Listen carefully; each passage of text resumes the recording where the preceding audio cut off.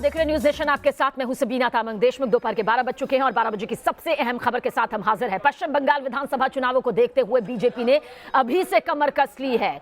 यही वजह है कि बीजेपी के राष्ट्रीय अध्यक्ष जेपी नड्डा लगातार पश्चिम बंगाल का दौरा कर रहे हैं। आज एक बार फिर जेपी नड्डा एक दिन के दौरे पर पश्चिम बंगाल पहुंच रहे हैं। जेपी नड्डा कोलकाता पहुंचेंगे, जहां से वो बर्धमान जिले के कटवा में एक किसान के घर जाएंगे। जेपी नड्डा के बर्धमान दौरे को लेकर वहां सुरक्षा के चाक चौबंद कर दिए गए हैं, पूरी तरह से व्यवस्था की गई है। आपको जानकारी दे दें, किसानों को लुभाने के लिए बीजेपी नई मुहिम एक मुट्ठी चावल कार्यक्रम शुरू करने जा रही है। और आज की इस खास तस्वीर पर न्यूज नेशन की नजर बनी हुई है। पश्चिम बंगाल की सियासत में लगातार उबाल आ रहा है। कहीं सियासी संघर्ष देखने को मिल रहा है तो कहीं मेगा रोड शो की तस्वीरें लगातार सामने आ रही है। और आज बीजेपी अध्यक्ष जेपी नड्डा का पश्चिम बंगाल दौरा है।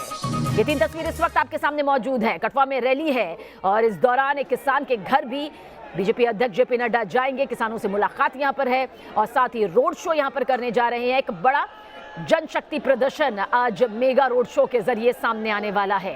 एक्शन में पुलिस फोर्स इस वक्त मौजूद है ताकि किसी भी तरह से हालात काबू में रहें, ताकि किसी भी तरह से कोई अनहोनी ना हो। रोड शो का ये प्लान देखिए किस तरह से यहां पर सामने आ रहा है। जेपी नड्डा का ये बंगाल दौरा है। तो प्रचार वर्सेस प्रहार की ये तस्वीरें लगातार आप तक हम पहुंचा रहे हैं। ये बीजेपी का ये रणनीति है, वो रणनीति है जिसे बीजेपी लगातार लेकर आगे बढ़ रही है, क्योंकि पश्चिम बंगाल में इस बार वो किसी भी कीमत पर विधानसभा चुनाव में जीत हासिल करना चाहती है।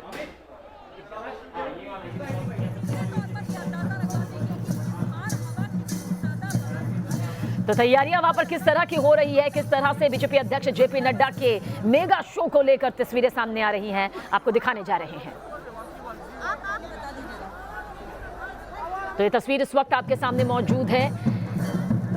बीजेपी अध्यक्ष जेपी नड्डा की आज मेगा रैली है। एक बड़ी शक्ति प्रदर्शन की तस्वीर आज पश्चिम बंगाल से सामने आने वाली है। टीएमसी और बीजेपी पर सीधा सीधा मुकाबला है, जहां टीएमसी इस बात का दम भर रही है कि एक बार फिर से सत्ता में उसी की वापसी होगी, तो बीजेपी कह रही है कि इस बार पश्चिम बंगाल की जनता कमल का दामन थामेगी, कमल का साथ देगी और बीजेपी सत्ता में यहां पर आएगी।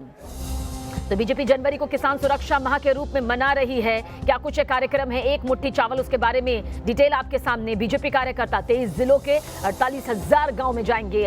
हर किसान परिवार से एक मुट्ठी चावल लिया जाएगा। 9 से 24 जनवरी तक बीजेपी नेता किसान रैली करेंगे, यहां पर किसानों से सीधा संवाद करेंगे। किसानों को मोदी सरकार के कार्यक्रम में पूरी जानकारी यहां पर दी जाएगी।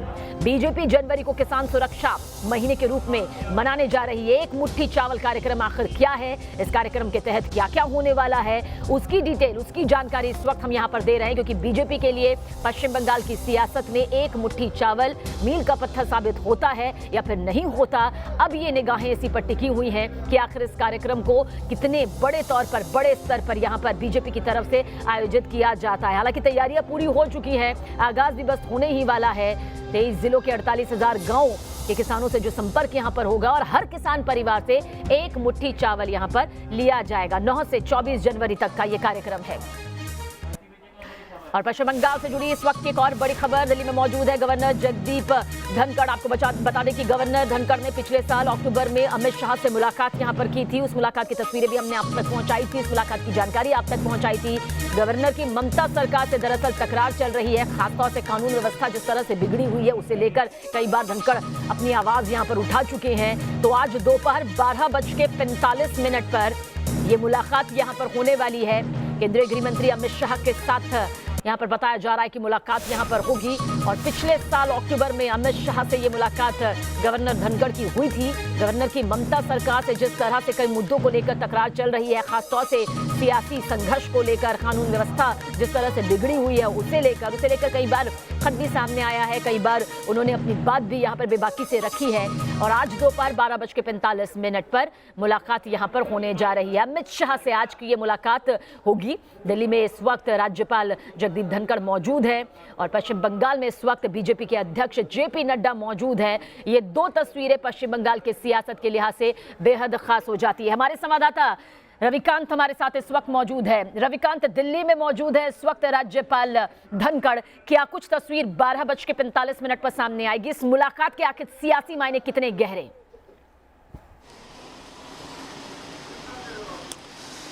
देखिए शबीना, नए साल में ये पहली मुलाकात है और सबसे महत्वपूर्ण बात ये है कि जब जेपी नड्डा पिछली बार बंगाल के दौरे पर थे, उनके काफिले पर हमला हो गया था।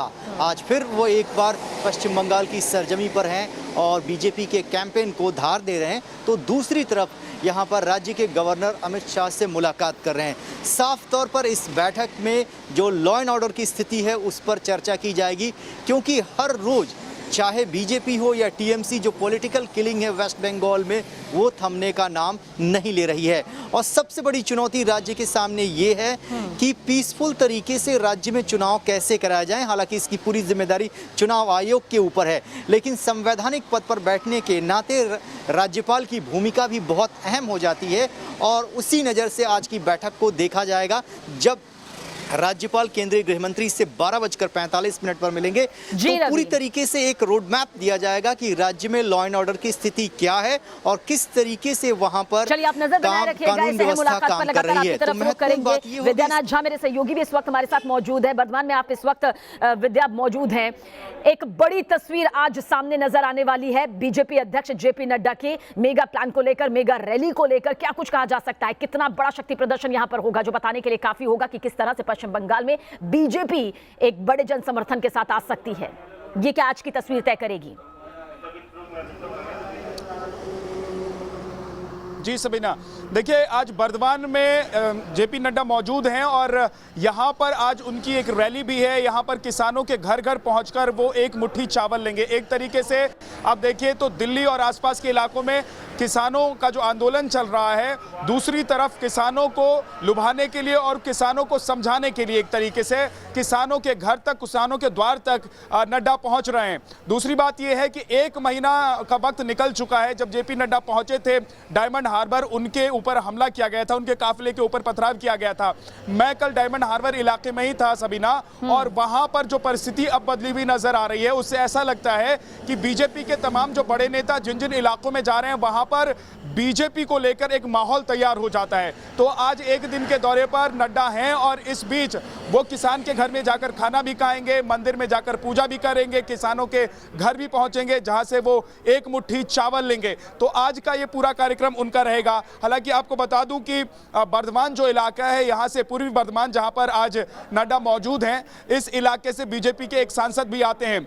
और दूसरी बड़ी बात यह है कि यहां पर इस इलाके में बीजेपी के लिए सीट लगाना बहुत मुश्किल नहीं है। ठीक है, यही वजह है कि लगातार हम देख रहे हैं कि पश्चिम बंगाल में और डिटेल से समझेंगे पश्चिम बंगाल की सियासत को और गहराई से। वहीं कैलाश विजयवर्गीय का जेपी नड्डा के दौरे पर क्या कुछ कहना है, ये भी आप सुनिए।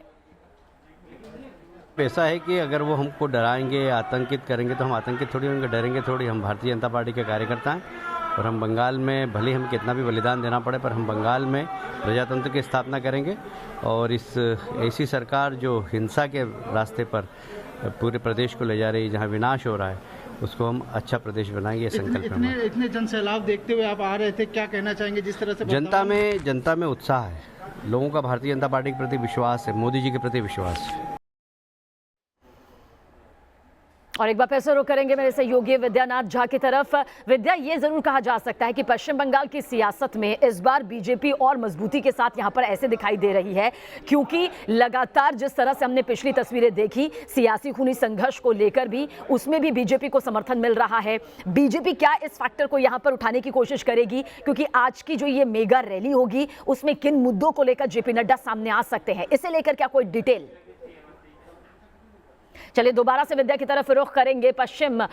पश्चिमी बर्धमान का सियासी गणित क्या कुछ कहता है, ये आपके सामने है। कुल विधानसभा सीटों का जिक्र करें तो कुल विधानसभा सीटें यहां से 9 हैं, जबकि लोकसभा सीट 1 है। और इसी सियासी गणित को आज साधने की कोशिश बीजेपी अध्यक्ष जेपी नड्डा की तरफ से की जाएगी। वहीं पर कुल विधानसभा सीटों का जिक्र करें तो 16, ये पूर्वी बर्धमान का जिक्र हम कर रहे हैं। और लोकसभा सीट का जिक्र करें पूर्वी बर्धमान का तो ये 2 हैं। ये सियासी गणित है। ये सियासी गणित कोई कम नहीं है, ये अपना एक महत्वपूर्ण रोल जो है अदा करता है। वहीं पर आज जेपी नड्डा की जो ये महारैली होने वाली है मिशन बंगाल में, वो निकले हुए हैं। पिछली बार जब आए थे तो किस तरह से हमला उन पर किया गया था सियासी तौर पर, वो तस्वीरें भी यहाँ पर सबने देखी थी। उसके बाद अभी फिलहाल सुरक्षा के कड़े इंतजाम किए गए हैं। हमारे सहयोगी विद्या लगातार हमारे साथ मौजूद है। विद्या, क्या कुछ कहा जा सकता है कि आज की तस्वीर कितनी तय करेगी कि आखिर कितना जन समर्थन बीजेपी के पास में है, कितनी कड़ी टक्कर टीएमसी को देने की चुनौती यहां पर बीजेपी के पास में है। आज की तस्वीर से कितना तय होगा।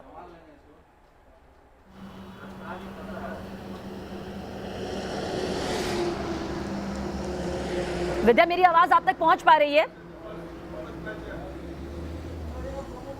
चलिए दोबारा से रुख यहाँ पर विद्या के पास करेंगे, क्योंकि ग्राउंड जीरो पर हमारे सहयोगी विद्या हमारे साथ मौजूद हैं। इसके अलावा हमारे तमाम संवाददाता भी आज की इस बड़ी तस्वीर पर अपनी नजरें बनाए हुए हैं। बैटल ऑफ बंगाल की ये तस्वीर भी इस वक्त आपके सामने मौजूद है। हालांकि कुछ देर बाद जब और तस्वीरें सामने आएंगी, जो ताज़ा तस्वीरें होंगी, जो कि मेगा रैली के दौरान सामने आएंगी, बीजेपी अध्यक्ष जेपी नड्डा के जरिए किसानों से मुलाकात यहाँ पर होगी, किसान के घर वो जाएंगे।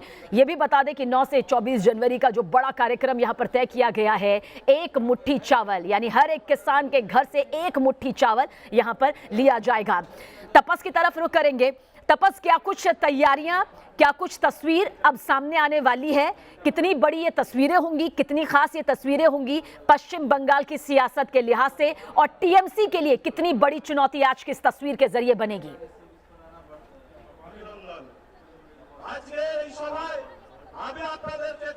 जी देखिए, मैं आपको बताना चाहूंगा, पहले ही आपको ये चित्र दिखाना चाहूंगा। यहाँ पे हजारों के तादाद में किसान आए हैं और उसके साथ बीजेपी समर्थक भी आए हैं। और खासकर गौर करने वाली बात होगी, महिलाएं यहाँ पे बैठी हुई हैं। बीजेपी के जो भी सभाएं हुई हैं पिछले दिनों, वर्धमान में खासकर इतने तादाद में महिलाओं को देखा नहीं गया, लेकिन इस बार महिलाओं की संख्या देखने वाली है। और इसके बाहर अगर आप देख सकते हैं कि इस मैदान के बाहर भी रास्ता जो है पूरी तरह बंद हो चुका है, और इतने हजारों के तादाद में चारों तरफ से लोग आए। अलग अलग जगहों पे स्क्रीन कटर लगाया गया था, उन्हें भी काट दिया गया, लोग देखना चाहते हैं।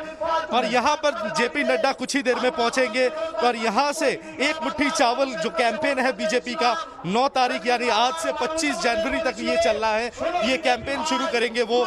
इसके बाद यहाँ किसानों को लेकर वो बात करेंगे, क्योंकि हमें मालूम है पूरे देश भर में जो स्थिति है, बीजेपी के ऊपर एक दबाव है और वर्धमान को किसानों का जिला कहा जाता है, तो इससे बेहतर और कोई जगह नहीं हो सकती थी। तो अब सबकी निगाह इसी पर टिकी है कि जेपी नड्डा जो कुछ ही देर में यहाँ पहुंचेंगे, वो आकर ये सभा को संबोधित करते हुए किसानों के लिए और क्या नई बातें सामने रखते हैं। तपस, वहां पर आपके साथ कुछ लोग मौजूद हैं, हम चाहेंगे कि थोड़ा एक सोशल डिस्टेंसिंग मेंटेन करते हुए आप अगर उनसे बातचीत कर पाए कि वो कितनी उम्मीदें बीजेपी से लगाए हुए हैं, या फिर कितना बड़ा जन समर्थन उनको लगता है कि पश्चिम बंगाल की सियासत में अब बीजेपी के साथ है।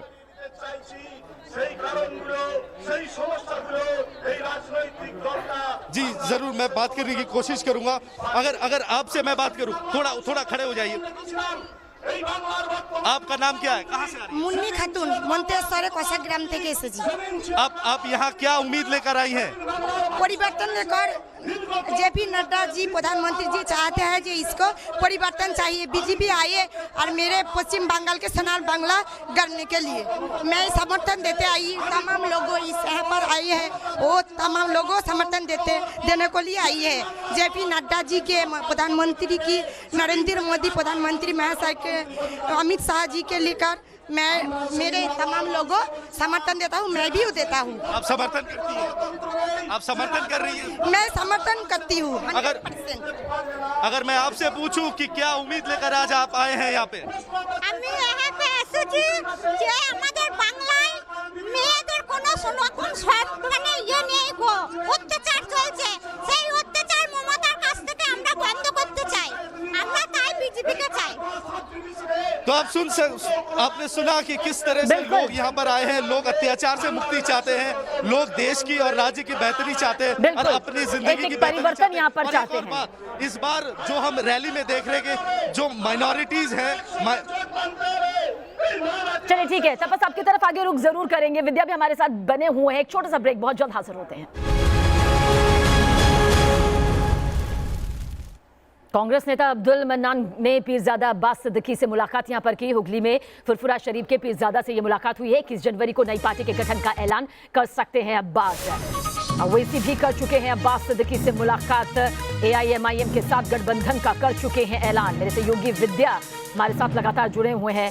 विद्या, मुलाकात के क्या मायने निकाले जाएं? कहा जा सकता है एक तरफ जहां बीजेपी और TMC के बीच सीधी टक्कर है, तो वहीं तीसरी तस्वीर कुछ इस तरह से यहां बन रही है।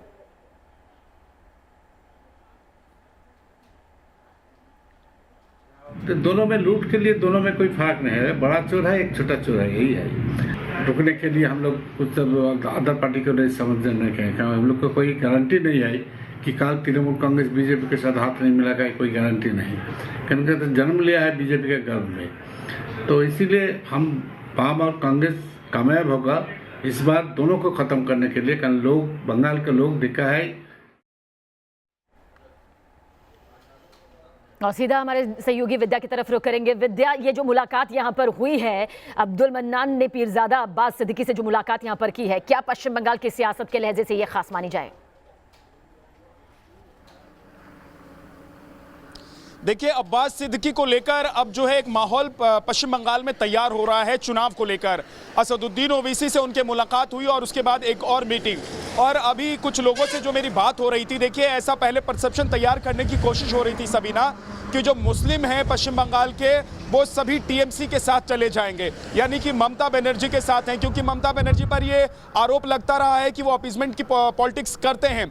और यहाँ पर जो हिंदू हैं उनके मन में भी एक ये धारणा है कि ममता बनर्जी मुसलमानों के लिए काम करते हैं हिंदुओं से ज़्यादा, हिंदुओं के लिए जो काम करना चाहिए वो भले ही ना करें लेकिन मुसलमानों के लिए काम करते हैं। तो अब्बास सिद्दीकी जो हैं वो एक ऐसे अब पॉलिटिकल पर्सनैलिटी के रूप में पश्चिम बंगाल में उभर कर आए हैं जो आने वाले वक्त में सिरदर्द बन जाएंगे ममता बनर्जी के लिए। और जो मुसलमान हैं पश्चिम बंगाल के, अगर देखा जाए तो यहाँ पर जो 30% मुस्लिम वोटर्स हैं उनमें से 90% वोटर्स जो हैं वो बंगाली बोलने वाले हैं, बांग्ला भाषी हैं। 10% जो वोटर हैं वो उर्दू भाषी हैं। तो ऐसे में जो ये 90% वोटर हैं, जो 90% वोट बैंक है मुसलमानों का, उसमें टूट पड़ेगी, क्योंकि बांग्ला भाषी लोग जो हैं वो अब्बास सिद्दीकी के साथ निकल सकते हैं। वो चाहे असदुद्दीन ओवैसी के साथ जाएं या फिर किसी और नेता के साथ जाएं, वो उनके साथ टूट सकते हैं। डायमंड हार्बर में कल बहुत सारे मुसलमानों से मेरी बात हुई, अलग अलग इलाके में। मैं गांव तक गया, जैसा कि कहते हैं कि गांव तक जाना मुश्किल होता है, लेकिन मैं गांव तक गया, मुसलमानों के गांव में जाकर मैंने मुसलमानों से बात की है और उन्होंने कहा कि देखिए ये अगर सोच रहे हैं टीएमसी के नेता या ममता बनर्जी सोच रही हैं कि मुसलमान उनके साथ हैं, तो ऐसा सोचना गलत है, क्योंकि जेपी नड्डा पर 1 महीने पहले जो हमला हुआ था उसके बाद काफी माहौल बदल गया। जैसे अभी तारीख सामने आएगी, पश्चिम बंगाल की सियासत की कुछ और तस्वीरें भी इसी तरह से, चाहे मुलाकात हो या फिर प्रतिक्रिया हो या फिर आरोप प्रत्यारोप हो, इसे लेकर सामने आती रहेंगी। बहुत बहुत शुक्रिया विद्या जानकारी के लिए आपका। एक छोटा सा ब्रेक, बहुत जल्द हाजिर होते हैं, आप बने रहिए न्यूज़ नेशन के साथ।